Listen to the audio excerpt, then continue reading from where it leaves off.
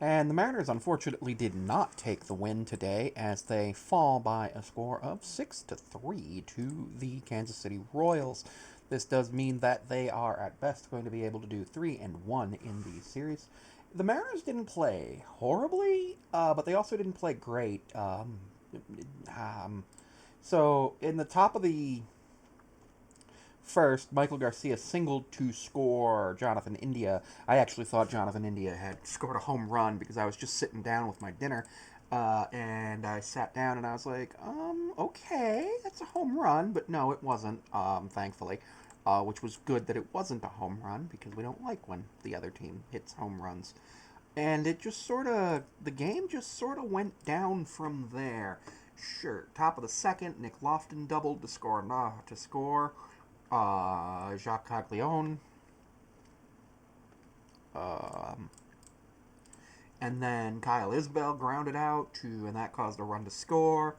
Randy, after having a power outage for a while, got his home run of the homestand, which was really nice. So he's on 102 for his career. He had number 100 and 101 yesterday. Salvi Perez's double made it 5-1. Then Ben Williamson had a hustle double to make it 5-2, and then JP right after that had a single to make it 5-3, and then unfortunately Salvador Perez drove in another run to make it 6-3. Overall, you would think that as the Mariners did that, you would think that's not the end of the world. That's an okay game. They scored 3 runs. Lorenzen went 4 and 2/3, 6 hits, 3 runs, 3 of them earned, 5 strikeouts. Gave up a home run. We didn't give up a home run. They struck us out 7 times. We struck them out 3 times. We walked 3 times. They walked 4 times. We gave up 6 runs on 10 hits. They gave up 3 runs on 10 hits. So the problem there was that the Mariners gave up too many hits, too many base runners. We also hit Jonathan India. That was Emerson Hancock hit him. The Mariners did have the opportunity to review that play because it didn't actually look like it hit him, but I think they're kind of challenge shy after losing the challenge yesterday on what seemed to be a decent challenge. Jorge Polanco got picked off today by Lorenzen, which is fine. If that happens, it happens. We can't always expect to have perfect base running, and that's okay. And with that, we also have to think that how did we go with runners on left on base? 4. 2 for 7 with runners in scoring position. So we had 10 base runners. We scored 3 runs, so that says we only left 1 base runner on base. We had a couple of double plays.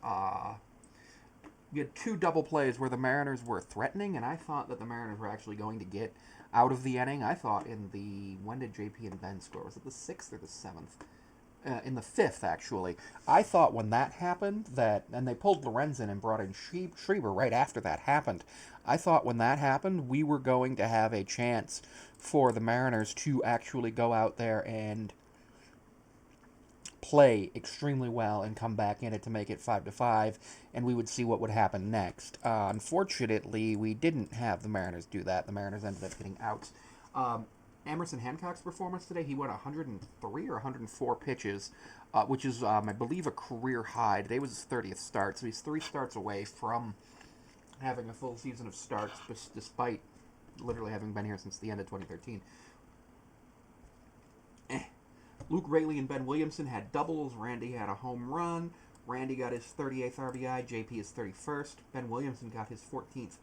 JP with 1 for 4, struck out once. Julio with 0 for 4, and a really bad defensive play where the ball went towards him in center field, and he went to jump up to go catch it to rob a home run, but the problem was the ball was hitting the Alaska sign, which was about 8 feet to his right. 8 feet, which was about 8 feet to his right, and nowhere near where he needed to be to catch the ball, which was unfortunate because had he caught that ball, it probably would have stopped one of the runs from scoring. So Julio makes mistakes like that.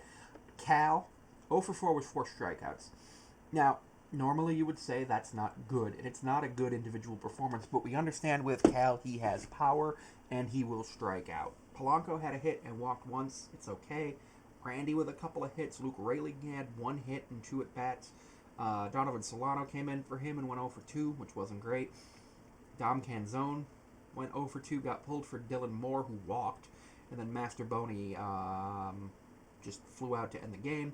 Ben Williamson, 1 run, 1 hit, 1 RBI, and 1 walk. So we had ones all throughout the board, 1 for 2.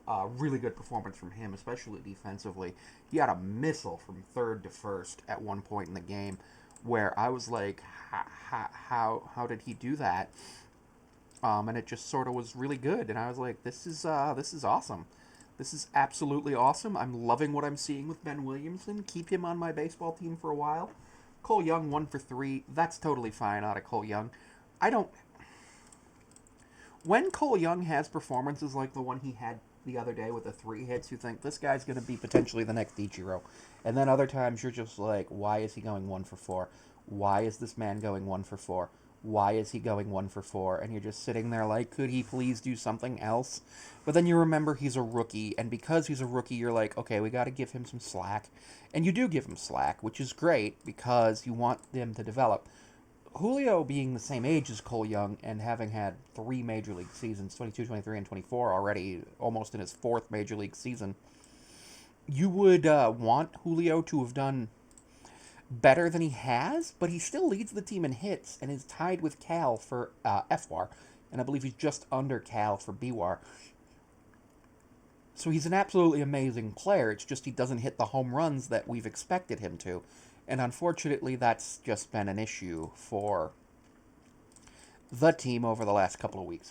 He's hit a few home runs. It's just not been good. And the whole team as a whole with runners in scoring position has been bad.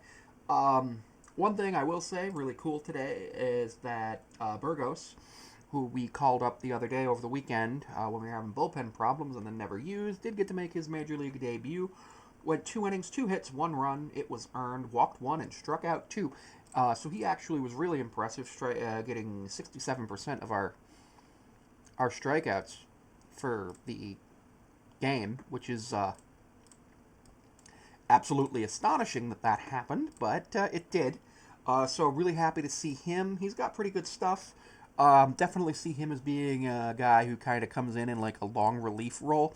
And I think that'll be good. That's something that the team needs. We need a guy in the bullpen who can eat innings, especially as we're still down one of what was our supposed to be 5 opening day starters.